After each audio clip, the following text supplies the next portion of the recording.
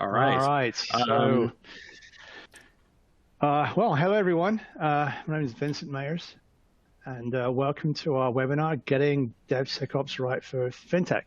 So thanks for joining us today. Just before we start, a few housekeeping items for you.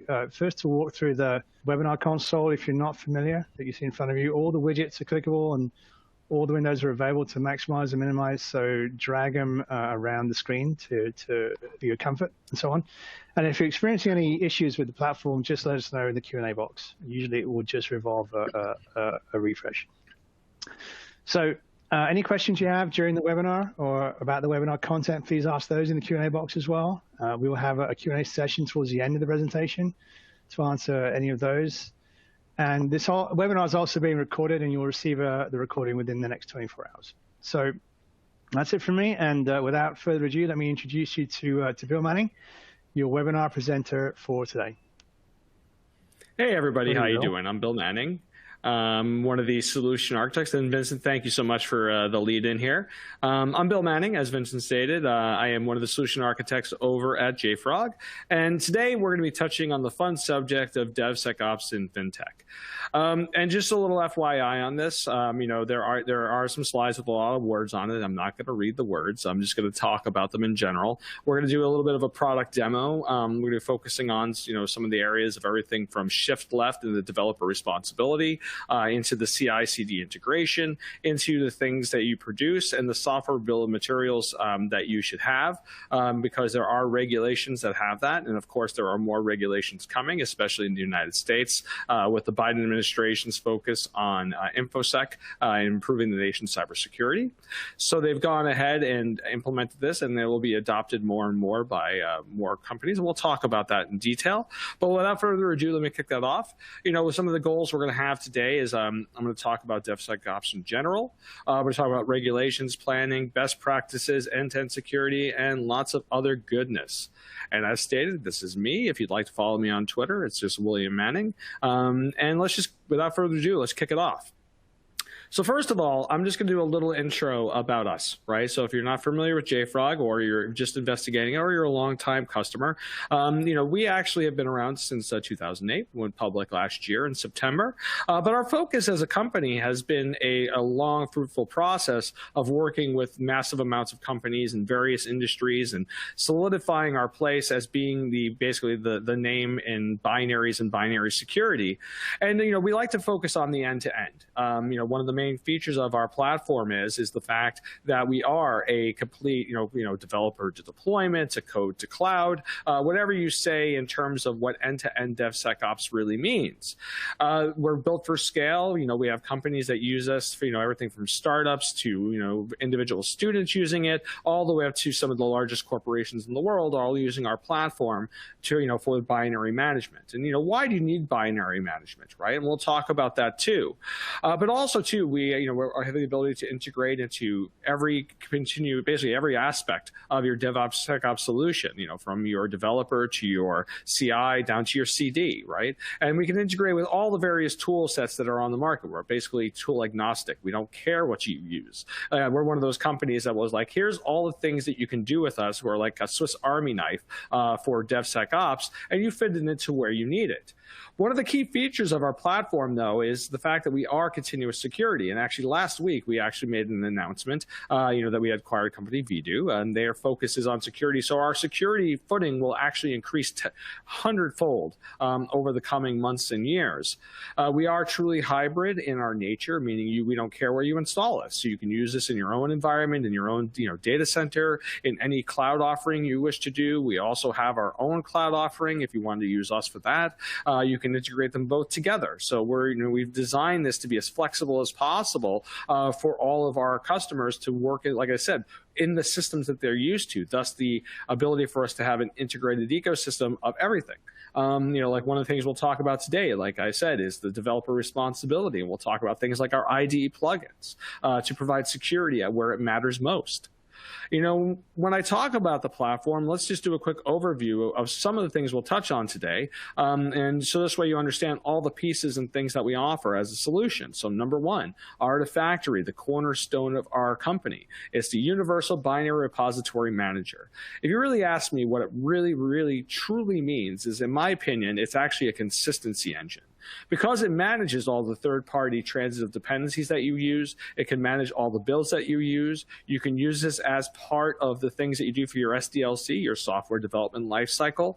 You can also go ahead and utilize it as a meta repository for the things you produce because of the fact, and one of the things we'll talk about today is because of the way the binaries are stored in Artifactory. I'm not going to go into the big details, but it's all meta-driven.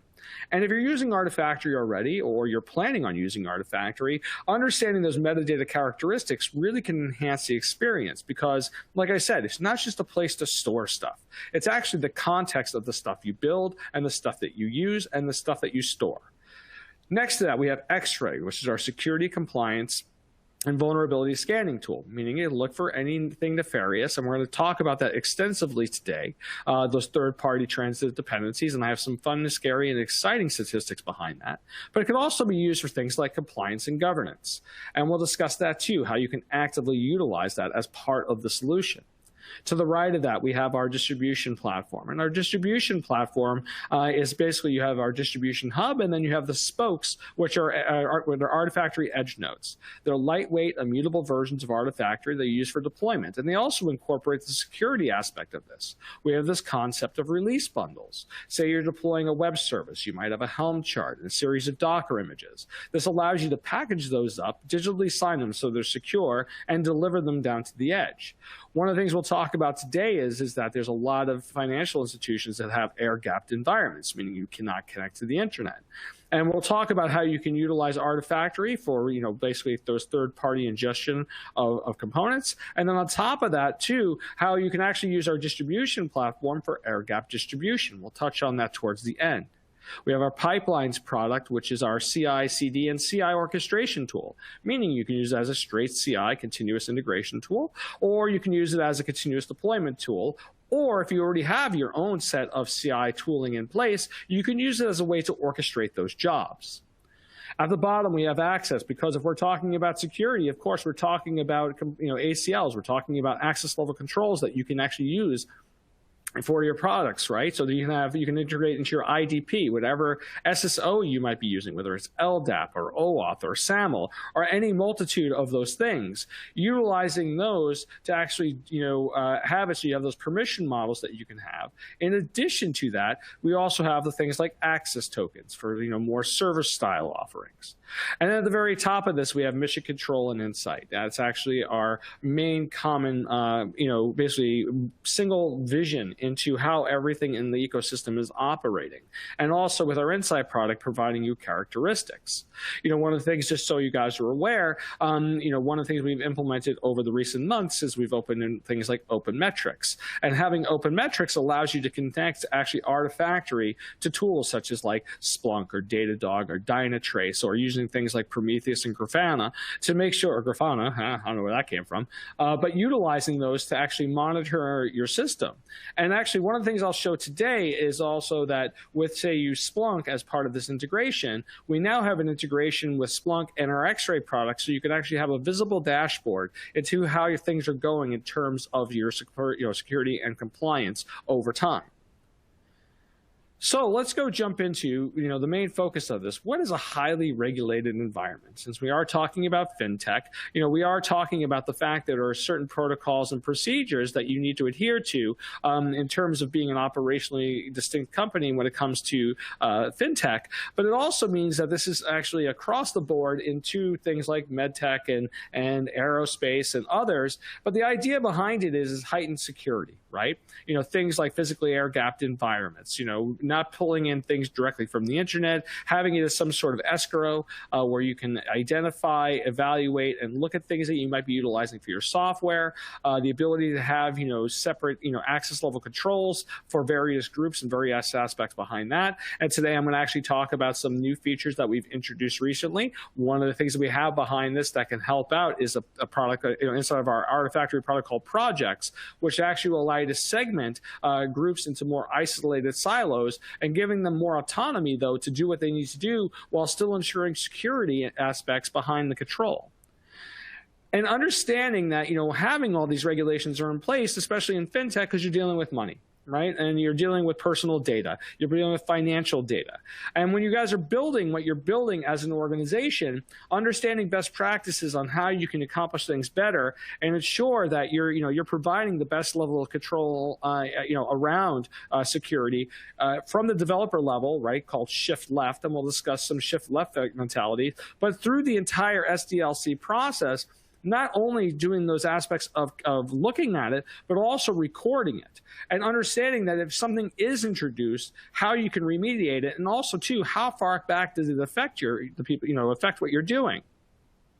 So, of course, when you are looking at this, understanding and having that audit, being able to do auditing and having, digital signatures, because also another thing is we recently introduced with our pipeline product is the idea of signed pipelines, right? Looking at the aspects of actually having something, such as like a bunch of different CI tooling, and in this case, our CI tool pipelines, being able to go through those various steps and actually digitally sign those steps to ensure that you can go back and audit them and look at them and say, yes, we did this at this time. Having all that metadata, as I said, allows you to accomplish this. And I'm going to spend less time on the slides and more time on the demo because I think that's actually where we have our greatest strength. Most of the problems that, a lot of fintech companies run into are the things that we're showing here, right? I mean, we understand that there's gated SDLC, or everybody understands that in some cases, there's a lot of banks have been around for a long time. They have, older antiquated processes. There's a lot of things that are still done manually. There's some things are also for developers is, one of the main, probably the biggest problem I see with most companies that I deal with, especially in fintech, is how do you maintain a velocity of development, right? So you can get those features out there. Everybody wants to be quick and first out there with fixes and remediation and things to entice their users to come in and use the platform or enhancements to the security. But also, how do you maintain that level of security? How do you make sure that what you're doing isn't going to be something that's going to be terrible? Because nobody who works at a company wants their company to be, the headline is hundreds or thousands or millions of records were hacked and pulled from. Nobody wants to be a headline, right, in terms of especially security. And one of the other things we'll talk about is how do you ensure that you always have that level of responsibility where you are looking at the software you're developing and you have that lineage so that you can go through and track the progress. You can see where things are deployed. If you run into a problem, you can identify them quickly, right? And like I said, and at the same time, security and compliance is a paramount feature of everything you do. I mean, if you guys are in fintech and you work for more larger corporations, think about how every quarter you have to take your annual, your quarterly evaluation or your security evaluation or things like that. And I've had to do that in the past myself. So but also at the same time, that's great. But at the same time, how do you also automate this? And we'll talk about that today. Now, the next thing I wanted to discuss here is, we want to look at the ideal goals, right, and around this, which is, looking at when we work with companies, we look for roadblocks in the process. We look at ways to, you should look at things to like automate more, right, that allows you to go in and actually, take a lot of the human feelings out of it and let it evaluate it in a more precise environment. Looking at it and saying, we are going to adopt DevSecOps in a way that becomes not only just something that is we talk about, but it has to be also a cultural change, and we'll talk about that. And that involves things like developer responsibility, being able to go and identify all the gaps in the process, being able to look at it and make sure it adheres to the regulations, designing your SDLCs not only to meet it, but to exceed those expectations. And then also, like I said, automate, automate, automate. I cannot stress automation enough because it allows you to it gives you more of like a clean room style evaluation, right? So this way it's very set in its nature. And providing back, direct feedback into these kind of things. I see some people have actually already been putting some stuff in, and I'm glad that you guys are all here. We will definitely be addressing some of these questions. I see that we have some already, but let's continue through. So like I said, a lot of the things that I'm trying to help here is try to figure out ways that we can help you. And with our platform, as of course, there's going to be stuff focused around the platform. I mean, I work for Jfrog, of course, right? This is our webinar. But at the same time, there's things you can take away from this. Like I said, that kind of goes outside that, because in a lot of ways, the thing is that the adoption of DevSecOps has been a little hard, right? It's always a thing, but also too, it needs to be, and it's funny is it needs to be inintrusive, but at the same time, it's something that you need to do all the time. And most of the companies that we deal with are either already started implementing this, or they've implemented it in some way, but they know it needs improvement. Right? It's not perfect. It doesn't adhere to everything that they're trying to do, or the fact is it's very limiting in its nature, causing delays, and like I said, depleting the velocity that a lot of organizations are going through. So the first thing I want to talk about, and this actually comes down to it, is developer responsibility, right? You got to remember, a lot of the problems that most software companies run into when they are developing for fintech is making it easier for developers to work with third-party solutions, those third-party transitive dependencies, and we'll get into that, but doing it in such a way that they have direct feedback into the things that they're working on, right? So they understand that if they are bringing any sort of these breaches in, or potential threats, that they have some ways to immediately attribute to it. And we know this because a lot of these, the regulations that are out there that you have to adhere to, all kind of center around the same thing, right? Which is responsibility for non-introduction of potentially threatening things, right? Security hardening and stuff like that.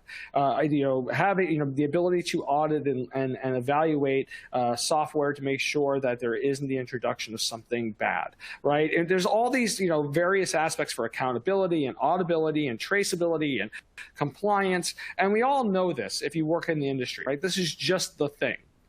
But also, too, when you have this, there are things that you can do. And I actually recently just added this. And a couple of weeks ago, I gave a talk on software bill of materials, like I said, around compliance in the government sector. And it's very pertinent here because having that software bill of materials allows you to have all that information that you need, right? And if you look at the stuff that I've outlined here on the deck, you guys know this, right? I'm not saying anything new, but if you are new to the fintech, or you just moved over from another company that has to deal with some sort of financing or whatever, these are things that you need to always keep in mind, right? And these are the things that we want to make sure that when you have the proper tool sets in place, that it allows you to actually do what you need to do in a more coherent manner. So what are our options, right? And we're going to talk about that. So, but before we talk about that, let's talk about some of the reasons why we're about to talk about what we're about to talk about, right? And like I said, how do we do these things? How do we do it without sacrificing velocity? How can we make sure that maybe we have a single framework of tools that will allow us to actually adhere to the compliance rules and standards while still providing the ability for us to operationally run? Right? And there's many questions all the time that come up around this. I feel these all the time. So first of all, let's talk about statistics, right? We all know about the terrible data breaches and stuff that we see in the world today. I know how many records have been stolen. These numbers have grown substantially. This is actually an older image I have, but there's a breach index, and I think it's actually gone up substantially, especially with last year. And we'll talk about that soon.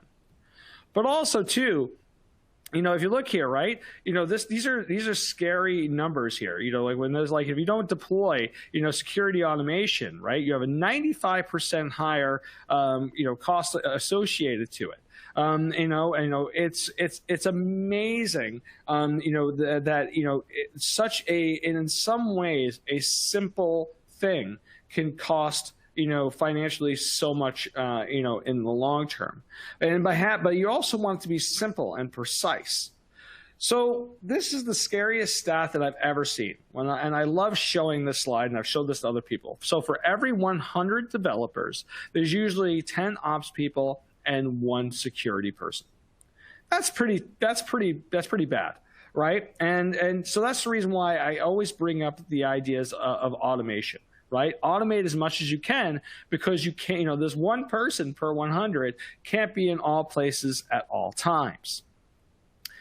So when we talk about this, we're going to talk about today is binary management, right? I gave you a little bit of statistics behind that. We're going to talk about software bill of materials. We're going to talk about FOSS management, release storage, right? When you produce something, how do you have all that accountability? We're talking about, automation, air gapping, access level controls. And then we're also going to talk about replication a bit, right? Because remember I mentioned consistency. But let's talk about FOSS, right? Because this will actually, everything I show here will actually roll into software bill of materials, because this will actually become basically the gold standard for your builds. This, you can use this as a way for accountability, so that you can adhere to all the regulations in a very precise, simple manner. Bill of materials cannot be discounted in any way. So let's get started. So let's start with the fun, scary stats that I talked about, right? So remember, 85 to 90% of the software that you produce, right, is I said right, I keep saying right all the time. 85 to 90% of the software that you produce is someone else's software. These are APIs, libraries, base OS, and things like that. 99% of that, right, contain at least 1 open source vulnerability, and 75% is an open source component that has this. These numbers are the reason why we are who we are as a company, and the reason why this responsibility is so much a part of what you're doing. Because 49% of the code base analyzed always contains at least 1 high-risk item. And this is 90% of applications use 1 or more components of outdated or it was abandoned. This is a terrifying statistic. Think about this. And then remember, when I talk about dependencies, when I talk about FOSS, I'm not just talking about, the standard direct dependencies, but I'm also talking about the direct and indirect dependencies. Because remember, when you have dependencies depend on other dependencies. And when you think about this, one of the scariest things is when I read this the first time and I started doing evaluation on this years ago, the fact is that you look at some of these binaries and you say, like, yeah, somebody stopped working on this 4 years ago. My God, that means that there's going to be no updates. Say I find the bug. Maybe it's my responsibility to go and do this, or do I look for an alternative? And then the other part about this is that most of these can be just done just by updating libraries. Some of these vulnerabilities that you run into, that you're having can actually just be fixed by a simple update. And one of the things I'm going to show you today is that part of our platform and part of X-Ray is the fact that you can go in and actually see these remediations as part of it, and then act on them. And not only that, but also too at the developer level. Right, so these are the people, the people who are doing this coding. I'm a coder by standard, obviously with my little white here and everything. I've been doing this for a long time, right? And the idea behind it is that the code that they're producing and these dependencies, being able to prevent some remediation at that level allows you to increase the velocity and actually go ahead and address the issues you're running into. SolarWinds was the biggest, thing around this. I mean, think about this. How, those libraries, those dependencies you're utilizing, SolarWinds, it affected 18,000 customers. It also affected a bunch of branches of government in the United States. And this was actually, by the way, the catalyst for the Biden administration's goal of improving the nation's cybersecurity. And this is extremely important because when you look at this, I don't know if you guys are familiar with the way the hack happened, but it was a third-party library that actually was introduced into their Orion software. It was actually deployed in 2 updates to their customers. It had a 14-day sleep before it opened the back door. So it waited until the software was deployed, set a timer, opened up the back door, and exposed the ability to go in and do crazy amounts of stuff. So when you think about that, the idea behind it is if I'm a developer developing my code, I have I have all these transitive dependencies that I'm bringing in, and I compile my code, I go ahead and suddenly I have a vulnerability. Well, if I have that vulnerability carries along with it eventually to wherever I deploy this, right?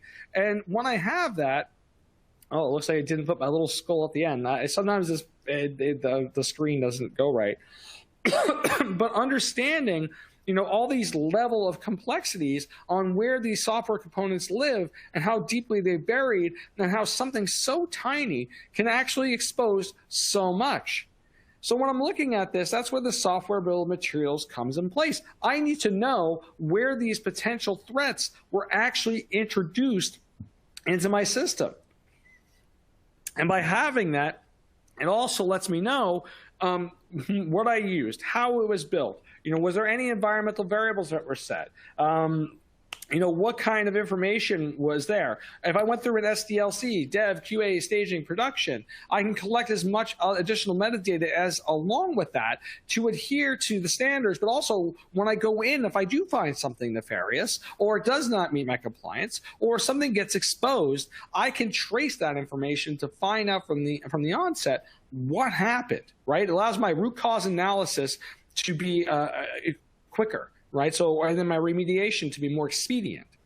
So when I'm looking at this again, the whole idea behind it is that once again, I have this software bill of materials to say, here's everything that I produced, and say something, was actually introduced that was potentially, like a change, right? Here's a change item. I changed something in the code. It's not operationally running the way that I want. I can see it inside the software bill of materials where it changed, and then I can go in. Oh, it looks like it didn't actually do the second little one. But the thing is that if I did introduce something threatening, I know in the bill of materials, that's what that little red line indicates. And I can go ahead and say, all right, well, I introduced this. Where did I introduce it? I don't know if it's actually showing that last bit. Oh, that's weird. Looks like this is acting this presentation tool is acting very strange right now. All right. I don't know if you guys saw my little item that I had there. But also, this can also be carried over into things like complex items like Docker. Oh, it just went black on me for a minute there. Oops. I hope you guys can still see what I'm presenting. I don't know.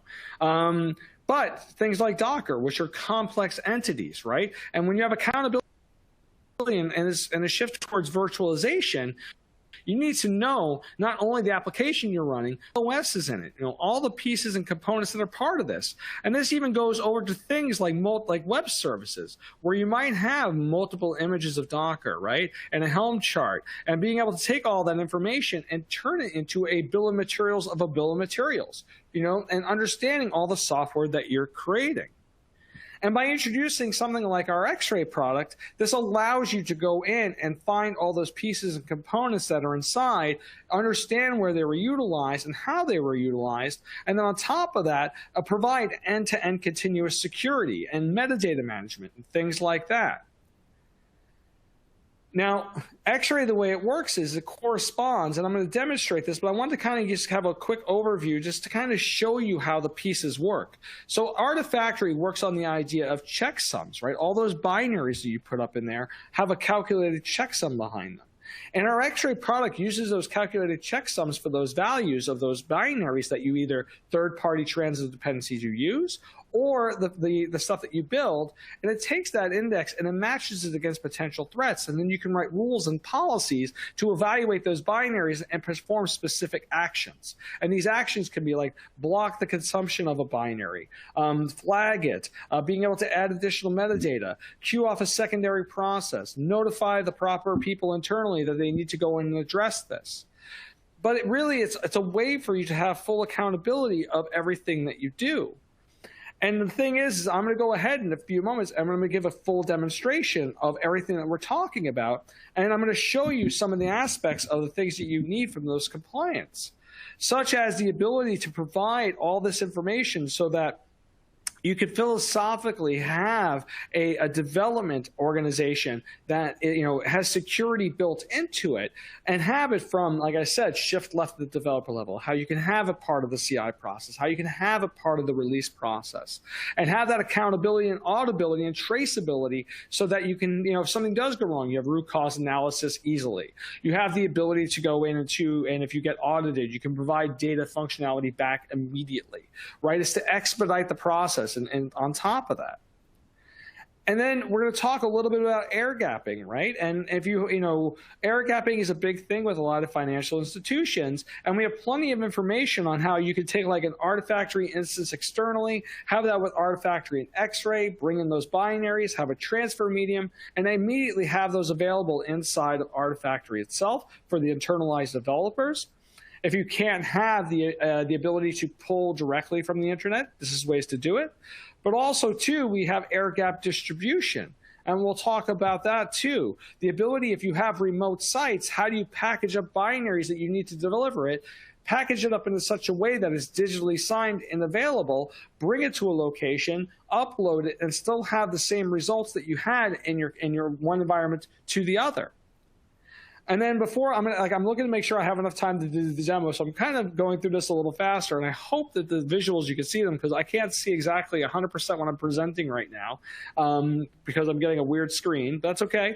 We're at the signed pipeline one, and I'll touch upon the fact that we have a CI/CD tool called pipelines. And one of the things that you can do is that in the various steps, those very gated processes, that those various parts of your SDLC, you can use our product to either even extend. So say you're using an existing CI server, you can connect that CI job when it's done to our pipeline server and add in the functionality of being able to actually sign those steps to say that if you have accountability, to say on this day at this time, it was digitally approved on this, for this function. So in other words, I can go from dev to QA and say on this time and place, I handed it off, and here's a digital signature that represents it itself. We have that ability, and if you ever want to find out about it, please contact your rep, and we can go in and have you. We can give a whole breakdown on that.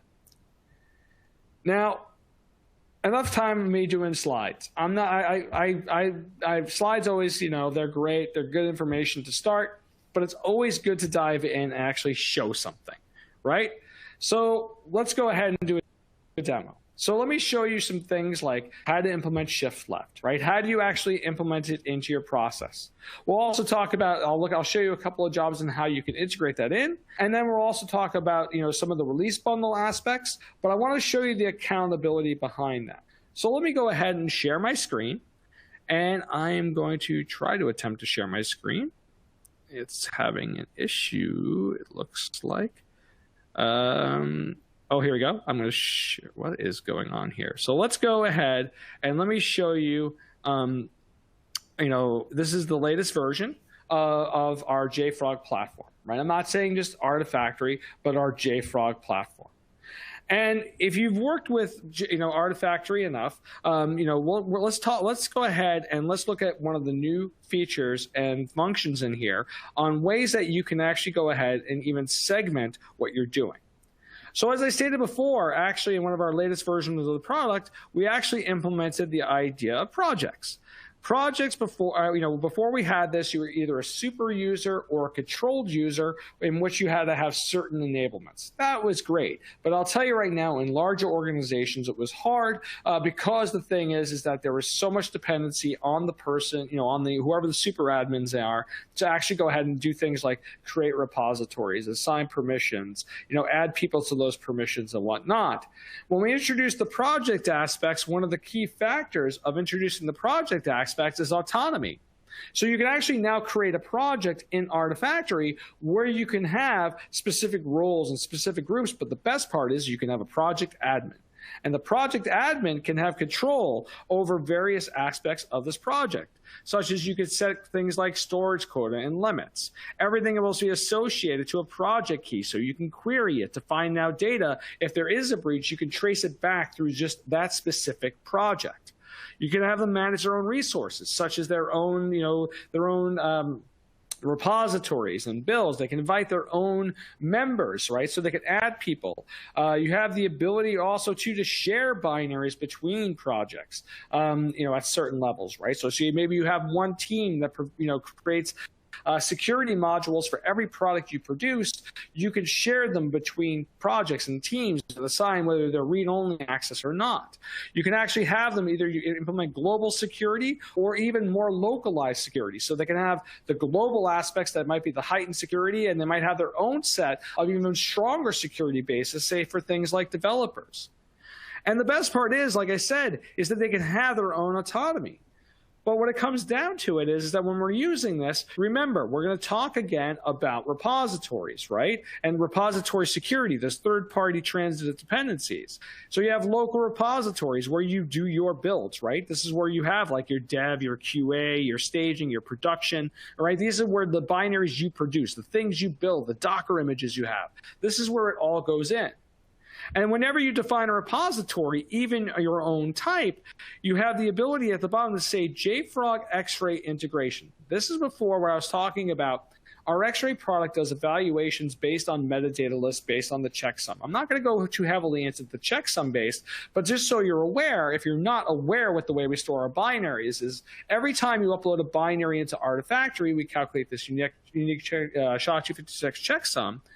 Once you upgrade that SHA-256 checksum, what's really cool about it is that we do like non-duplication. We have metadata representing that binary inside of the database, and each of those representations of that binary in the database can have its own context. But this also means that if you do find an issue,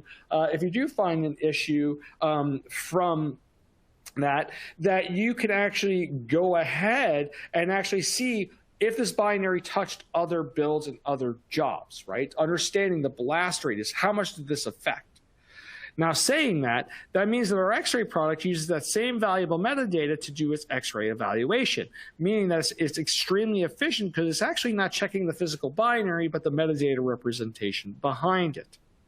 This carries over, of course, to our remote repositories, which are the third-party transitive proxies, right? This is the thing is it's request-based proxies. So when you request a third-party entity, and just so you show, I mean, we have all these various repository types. When you request for those third-party transitive dependencies, it gets requested. It comes into Artifactory. It gets stored there. It can be evaluated by X-ray. If it actually meets your criteria, it can be released to the developer. If it does not meet your criteria, you can block it.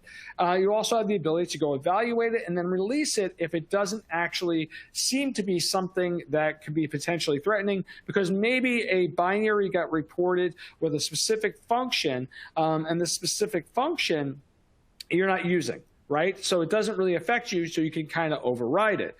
But the idea behind it is that I want to go in and evaluate these third-party transitive dependencies before I utilize them. Now, saying that, we also have the ability to encapsulate into things called virtual repositories, where you would actually do your entire project based on the repositories that matter to that project, to that development schema itself. And then we just introduced federated repositories. This is not the place to kind of discuss it, but the idea is your ability to go out and have multiple locations and transfer between those locations, and actually, instead of just doing standard replication that we have now, which is push-based, pull-based, event-based, cron-based, star, and mesh, with federated repositories, it's a full built replication of those binaries to those other locations or other Artifactory instances in a more succinct manner. Now that I explained to you kind of like how the binaries can be organized and a little bit, but the thing is understanding how these remote repositories works or the binaries that you produce, let's go in and take a look at how we evaluate them, because this is actually an essential bit. So when you are working with Artifactory and you are working with our X-ray product and the platform in general and having that full end-to-end solution, the way we do a majority of our work is two ways, right? And we talk about developer responsibility, shift left. So there's one way to do it, which is going in and defining policies and watches. Policies are the rules on how you evaluate binaries, and watches is how you actually implement those rules. And with our X-ray product, we have two flavors, right? We have security and we have licensing. And when you define the rules behind this, you give the rule a name. Then you have a criteria, which is what you're going to evaluate it based on. And then you have a series of actions you can take based on that criteria. Remember, if it's the criteria, it's a bad thing, right? So first of all, you can use CVE, right? So CVE is usually the standard in which most companies evaluate, the nefarious nature of certain binaries. Does it have a CVE value, meaning that there is a threat? And you can go in and set the severity level to be either low to critical. And we also have all severities, right? So the ability when that value comes in, so CVE is either informational, warning, and then low to high is its characteristic. Or you can use things like CVSS score if that's more your thing. If you're not, if you've never used CVSS score, there's plenty of information on there. There's two versions, there's V2 and V3. But the idea of it is more of a score, right? There's many different factors of that score, such as is it a network thing? Is it a data thing? Is it a malicious growth thing where goes in and takes over processes? But it has this 0 to 10 score, and then you can set the score and say, hey, if it's between these two values of the CVSS score, do something. So if you think about it programmatically, criteria is the if statement, and then the actions are the then. Now, the actions are the cool part, right? The actions are these things that you can do so that you can be more on top of the potential threats that you have.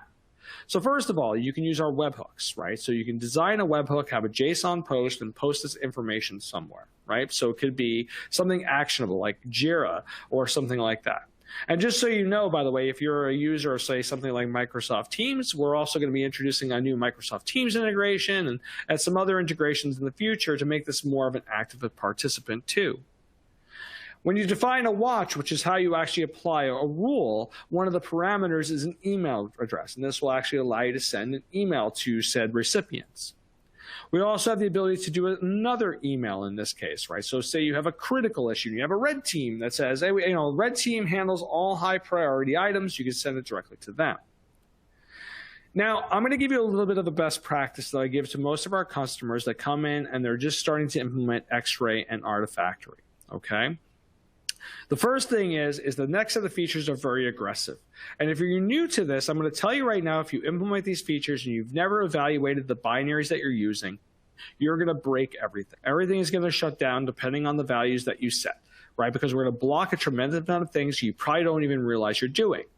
So what we have here is I'm going to talk about the aggressive features first, and then I'm going to talk to you about how you could start evaluating and start thinking about action plans based on that evaluation, and then how you can then implement these features afterwards when you've gotten to a comfortable level where you know you're not going to disrupt all the builds without actually it being something that should be disrupting what you're building. So first of all, block download. The block download functionality will go ahead and say the binary comes, you have a binary in the system and a new 0-day comes out, a new problem with this binary comes out.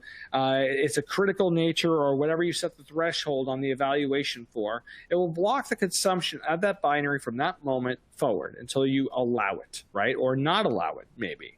And it will also block any of the past, the versions of that, but this will let you know that anything in perpetuity that is behind it will all, is not available until you evaluate it and look at it. Now, what about future or new binaries? Well, that's where we have the idea of block unscanned artifacts. This means that this gives your developers, if you have an air-gapped environment, you can kind of do this too, but this is for the ability for you to go in and say, I want to be able to give my developers flexibility and responsibility, but I want to be able to have it so that they use a new library to build whatever they're building. It's going to give we want to evaluate it before they get their hands on it, right? Before it actually gets to them. That means that the developer can request it, or the CI tool can request that binary. It gets proxied into Artifactory. It gets evaluated by X-Ray if it meets the criteria of your organization, both on the compliance side and also on the security side. It will be released to the developer. If not, they will receive an error message that this is currently not available. I mentioned release bundles before, right? That distribution side of our platform. And what we have here is we have actually block release bundles. So you could even have shift left with the developer, or you can even at the far end of this, have it right before it gets into production. You can give it one last scan, one last little blessing before you send it out the door to wherever its destination happens to be. And then, of course, we have things like the obligatory failed build. Now, these features here, like I said, are a little bit more aggressive, and they're built that way on purpose, right? They're built to protect. But at the same time, yes, they can be obtrusive. I'll tell you right now, I've heard from many companies like, we turned this on and suddenly all our builds broke. That's good because it's also letting you know potential financial risk, reputation loss, right? Remember, it's not just finance and all that. It's also reputation. Like I said, you don't want to be that company that gets mentioned in the headline for potential threat that could have been resolved by a simple fix. Now, let me talk about the second type of policy we have, and then I'm going to show you developer responsibility at its finest, okay? And if you look here, we have licensing. So for licensing, just so you know, with our rule sets, you actually have the same actions. We treat licensing just as severely as we do, with with the standard security stuff. The difference is the criteria. So we have like allowed licenses and banned licenses, right? That goes without saying. If you have your own license, you could upload it into X-Ray and can make it part of the evaluation list. We also have the ability to disallow unknown licenses. You'd be surprised how many binary types out there have unknown licenses where somebody put an indirect dependency, right? Maybe not the dependency you want you're using or the one you're using, but it's indirect dependencies for that. This will allow you to stop that because unknown licenses can be just as bad as security threats. And then you have things like shadowing and spoofing. And one of the clear indicators sometimes is the fact of multiple license. Maybe somebody uses a standard GPL but then has an addendum behind that GPL that says, everything you do belongs to us and you need to attribute it to us and let us know, right? Ways to stop the ability to have like those ancillary licenses that are attached to the primary, which usually indicates something bad. But as I said before, these can be very aggressive features. So when I look at, maybe how I've deployed these, because when I want to deploy these rules and these policies, I should actually go back and show you because I don't have anything policies defined there. But in my policies here, I can go ahead and attach them to, say, all the repositories that I'm utilizing. I can, attach it to specific repositories I'm using. I can go in and say I want to do, certain aspects. You have a lot of flexibility on how you want to evaluate the binaries at the repository level. You can also go ahead and attach these policies to builds specifically, not even the repositories. Every time a new build comes in, you can say all builds I want, or specific builds I want to have certain restrictions on, or I want to have certain patterns on how I evaluate these. And even down to, like I said, my releases, I can evaluate them here by attaching my policies. But even when I've done something like this, and I said, if you put those aggressive versions in first, you can still go in and get a tremendous amount of information just by simply going in and looking at, say, how these policies were designed and built. And we have in the product the ability to see the results of that and allow you to say, oh my God, we didn't realize it was this bad. Like here's an example of where I'm launching a Docker repository. And if you look, I have a tremendous amount of actual vulnerabilities I potentially introduced. But I could have stopped this early, right? I could have stopped a lot of this stuff early simply by enacting something like the IDE plugin that we have. And I'm going to show you that right now, right? So we talked about how you can actually automate some of this functionality, but at the same time, I say I'm using something like VS Code. If you look here, I'm working on a Go project. And the Go project I'm working on, I have a whole bunch of transit dependencies and indirect dependencies. How do I know these are safe? But if I'm a developer, I want the ability to go in and address these before they start. So if you look at my dependency list here, you can see I've actually got the Jfrog X-Ray plugin. I have this also for IntelliJ, Eclipse, Visual Studio. But as a developer, I can go in here and look at the things that I'm utilizing, right? So here, if you look, I actually see that this library I have here that I'm depending on actually has 3 vulnerabilities. I can even go in here and find it on the other side and say, oh, look, here's the dependency. Here's the indirect dependency. It has an issue. It has one issue here, but also I provide remediation. So this is another aspect that a lot of people don't realize that we offer, which is I can actually have developer responsibility. I can automate the evaluation of binaries before they use them. I can also automate the evaluation of continuously evaluating inside of Artifactory. This provides a simple level of security at where it matters most, which is at the developer level. This is your first line of defense. This is the greatest ROI you can get for people that you utilize. Now, saying that, I want to talk about builds, right? So let me share Artifactory again, and let's talk about a build, right? So that's at the developer level. And I know we are very limited on time. So like I said, I am kind of expediting this a bit because I want to be able to show you everything that I'm doing. So let's go ahead and look at, say, a build that I produced, right? So I already showed you the shift left mentality. I show you how you can evaluate it. But what does it look like when I put into, say, something like a build, right? How can I utilize it part of the next step? And by the way, I'm about to show you how you can actually go ahead and attribute to the software bill of materials so you know how things were actually built in an automated fashion. Well, let's go look at a Docker build right here, okay? I'm going to show you. Now, I'm using Jenkins in this case. And actually, I'm going to stop sharing my entire – I'm actually going to my entire screen in this case for you guys. I can. All right, let's do this. So I'm going to share this here. So now let's go in and let's look at this again because I want to be able to show you some of the features behind this. So first of all, let's go look at the job I have. So this is my Jenkins server that is actually, producing it, right? And if you look, when I was showing you that, this is a direct link in our product to the actual build that produced it. Now, you might ask yourself, that's great. Don't I have all this information available already, right? Don't I already have all this level of detail I have? Yeah, you do, but it's in different areas, but you don't have the full picture.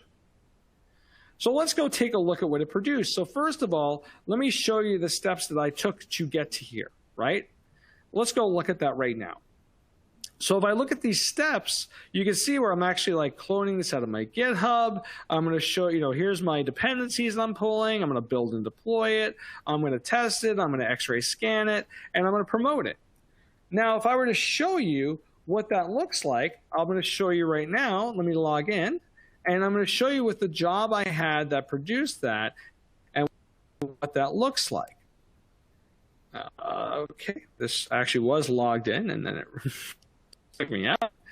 So let me go ahead and build that did. So let's go in and look at my GitHub that I have where I have this located. I'm going to look at the 7 steps. I'm going to go ahead and find the build I'm showing you right now. I'm going to show you the Jenkins file behind it, and let's go look at it in its raw form. So if you look here, we have a plugin for all the major CI systems, right? So you can use that, or you can use our Jfrog CLI. It doesn't matter. There's multitudes of ways. We have this all very well documented. That's not why I'm diving into it directly. But just to show you, I'm using the Artifactory plugin. I'm going to collect all the information around how it was built. I can dynamically pull in the actual dependencies that I need to support this container, the application level. Remember, there's application, there's also application runtime, and then there's also to the OS. I'm going to go ahead and build it, based on the dependencies I have. I've got a unit test to say it's functional. Now, if you want to integrate X-ray to evaluate it, it's easy. Here's the stage for X-ray. All I have to do is I have my plugin, Artifactory. I'm going to say X-ray scan. I'm going to pass in the job name and the build number I'm using for this. And then in this case, I'm just printing the results out, but I'm also capturing the results. And then also, just so you're aware, based on that, I can automate from one phase of my SDLC to the next. So I can actually say I want to move it from, say, my source repository where I'm actually evaluating it initially and promote it somewhere. And in this case, I'm going to say it's released, right? So I'm actually going through and building it and automating it. And we have webinars that are all just directly dedicated to how you actually integrate the CI process. But I want to show the results so you understand what's being produced here, because that's the important part. So look at the build that was produced. It was promoted, even though it contains a single issue. And understanding, actually how, what's part of this, because usually when you produce something, you get a series of outputs, right? Why would you want to know all this information? Well, you get a series of outputs, but I don't know what's in there. Well, if you use us and you use our best practices, I can say, here's this Docker image. And I can also show you that I have a Node front end and I have a Java back end. I could show you what version of the application I'm hosting without me having to go hunt things down. This is also accountability in the software bill of materials. But say something does go wrong. I want to have a root cause analysis. There was a problem that happened. I can actually go in here and actually do a diff between two Docker images at the application level, at the dependency level, to say that, hey, we had a problem. I need to go in and address it. I can show you if something was actually, how it was built, all the environmental and system information, because sometimes some of the biggest threats that you have to your organization with the release of your software can be actually attributed to somebody leaving something on in the environmental variables. Maybe you guys, maybe there is a port that you can monitor to say, this is how the application I'm running is doing. Always make sure you turn it off because we don't want to have it exposed when we go live with this. This will allow you to go in and say, oh, we didn't set that Boolean to say that, we wanted it to be non-monitoring equals false. We left it to true. Oh, that could have been the security leak we had.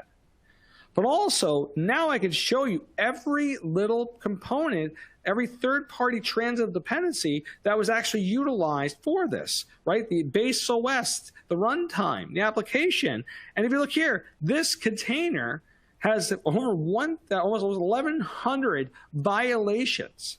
It has over 300 security threats that are actually in here. And this is not just one layer. It's not just one part. It's these are pieces of all throughout this image. It's a very complex thing. But let's go look at one of them. Well, first of all, we have remediation. Oh, look at this. You know what? This is an issue. But hey, the binary that I'm using for this, if I move up to this version, I can actually fix this. Remember I said before, 74% of all fixes for potential threats can be done by a simple update. A simple update. This allows me to say, I need to move up to this version. I can check that off my list. Information on why there's such a threat, including any sort of reference information associated to it. But the part is to the right. Look at this. Here, there's this potentially threatening jar, this jar in a jar of a layer of an image of a build. We went that deep into it, and we found this hiding inside of another one. These are the threats that are real. This is like solar winds. This happened because of a third-party transitive dependency to the main set of functionality that was actually being utilized by their core software. But also, too, attribution, right? You have governance and compliance. So if you look here, you can easily pull out every single piece of license that you have for everything that you produce. It's all right here. You can also see in the standard, anything like if you work with Docker or anything long enough, if you look, here's all those Docker layers. How do you know what's in those Docker image layers, right? It's one of those things that well, when you have accountability, you can literally go into this layer and see what's in the layer. What third-party application stuff is in here, including the ability for you to go in and even look at even like a jar and its subcomponents and then the individual characteristics behind it. And you can view this to see where it's been used somewhere else. You have the ability to look at issues like your Jira. You can associate the information. This is all bill of materials information. You can actually even diff between two Docker images at the artifact level, the dependency level, the environmental system. Any software that you publish into here, you can do a diff, cause analysis. What changed between these two builds? You can actually have all those layers of your SDLC, right? Everything here. Now this area, I can publish as much metadata as I want into each one of these SDLC components to say, hey, this build went out. It was terrible. We got a report. There's a security threat with it. How do I know? And you can get, did it go through QA? Yes, it did. It got signed off. Here's all the QA results. And then if you need to pull all this information and put it into a report, it's all simple JSON. All that information I showed you is right here. It has everything you need in one location. It's all ready for you to access and build out those reports. And we even have reports that you can even build around it. where I could say, I am going to create a report on builds, and I can go in and actually, if I need to supply this to somebody, I can say, okay, I want to grab, the latest build, or I want to go many revisions back, and I want to find out all the information around it. So I can actually go ahead and write these reports. They take time. So I'm actually just going to go click into like a license report that I did. Shows everything I need. Like I said, I'm going over time a little bit, and I'm sorry. I'm going to try to stick around for a couple more questions, but I wanted to kind of show the fact that you have this level of accountability, that you can do a distribution platform where I can go ahead and generate things like like I have here, a release bundle I was talking about before, but I actually have the ability to go ahead and export a release bundle to bring somewhere, and I can actually go ahead and show you. I think I've got, I don't have X-ray enabled on this one, but I can even scan multi-complex, multi-layer components. And then we even have the ability for you to go in, and even you wanted to know, when we were talking before about, how do I know if I found something nefarious? How do I know what else it affected? And if you look, I have multiple versions of a library in here. And if you have all that build information, all that, the bill of materials, all those things that you've kind of pulled into Artifactory, you actually inherently have the ability for you to go look at any potential threats that you have and say, hey, how far back was this used? Oh, well, if you look here, actually, this binary has an image. I can reference them across builds. It has its own X-ray data, right? But then on the other side of this, just so you know, I can also go in and look at it, and I can inspect all the finer details on this binary. I can look at its information. I can look at its, it's a dependency that I'm using. But I can look at its indirect dependencies, which are right here. These are the direct dependencies for this, but it's indirect dependency for me.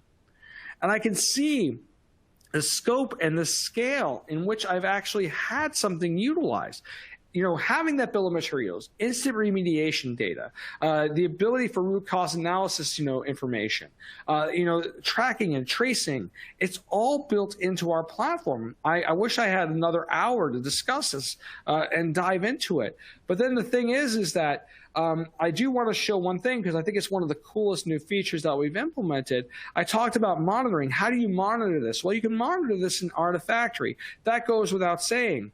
But also, too, if you are using, say, a third-party tool, say something like, like Splunk or any of those, we have this data readily available to you. And I can go in and look at, say, my platform deployment that I'm going to show you here, some of the things I have here, but I can go into my X-ray information, and we now expose this. So if I wanted to look at, say, any of the information I might have for, say, I don't know, the month to date, let's just do a quick search. This will actually go, and of course I probably should have done year to date maybe. But the idea behind it is that it is going to pull up all the information on how do I have accountability for the things I produce in such a way that I can do it actively? So this is actually connected to the system I was just showing you, but it shows me like the number of vulnerabilities, number of licensing issues that I've had, right? This also shows me, what are the highest potential violations in watches? Which policies are causing the most? Which rule is queuing off the most? And even down to, I can also look at the latest issues in an easier manner. So I wanted to show you that, development, this gives you the ability to layer on top of some of the processes that you're already doing, but also allows you to go in and implement, a vast array of ways for you to actually ensure that you're providing the same level of security across the board. So, having the binary management, the security vulnerability scanning, release management. I showed you the bill of materials, right? The biggest thing is developer education and having the ability for them to use the IDE plugins for that evaluation, and then automate as best you can. I'm going to take some questions now, but I wanted to say thank you. And I'm sorry that some of it actually got a little wacky there, but the tool I'm using blanked out on me, and I hope you guys were able to see some of the information. I know there was a question that says, what should be the major benefits of using, JFrog Artifactory rather than Nexus? Well, actually, there are a multitude of things. So first of all, if somebody was asking about Nexus over us, well, the way we store our binaries, number one, allows it so that there's better space retention. The way we actually store the binaries in terms of mapping those dependencies is another. The ability to have as much supplemental metadata as possible to represent everything that you produce and build, and the accountability is another. The active actual remediation information. There's a lot of reasons why. Replication is another huge one. You have more than one location, providing secure replication between those locations to make sure everybody has a consistent method. There's on and on. There's a lot of features. We've seen a lot of companies that moved over from them to us, hundreds a year at a time. And the thing is, they're good people. They're a fine company. We just do things better. And I'm not gonna. I work here, so of course I'm gonna say that, and I mean it 100%. I've been here for the company for a long time, but I hope some of this information has been useful. Hope you guys have been able to see and hear me. I don't know, but thank you for your time. If you have any questions, this would kind of be a nice time to do it right now. And if not, thank you again. This will be available, and I'm always available on Twitter, and also too, if you'd like to speak to one of our reps, let you're already a customer, let us know, and I'd love to have deeper dives and discussions around that. Thank you for your time, everybody. All right, I think I'm going to take us out. I don't know how to end this. I don't think I can end this. Vincent?